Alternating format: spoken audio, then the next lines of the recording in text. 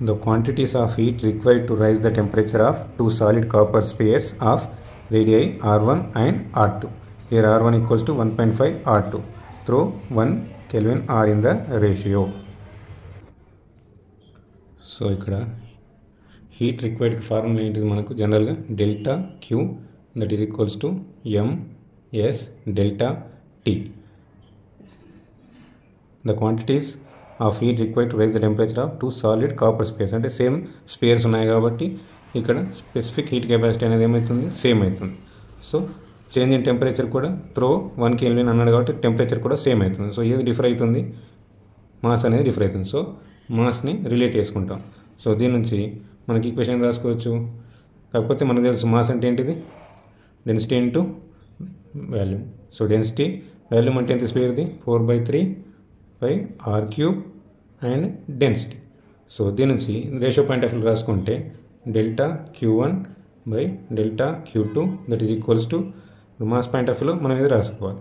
అంటే M1 by M2 అని రాసుకుంటే ఈ రేషియో పాయింట్ ఆఫ్ వ్యూలో. సో M1 ప్లస్లో ఏం రాసుకోవచ్చు మనం 4/3 by R1 cube రో 4/3 by R2 cube రో. సో ఇవన్నీ ఇటు క్యాన్సిల్ అయిపోతాయి. ఓన్లీ మనకు బ్యాలెన్స్ ఏముంటుంది R1 by R2 whole cube. So finally delta Q1 by delta Q2 that is equals to R1 అంటే ఏంటిది, ఇక్కడ general equation R1 equals to 1.5 R2 అని చెప్తాను.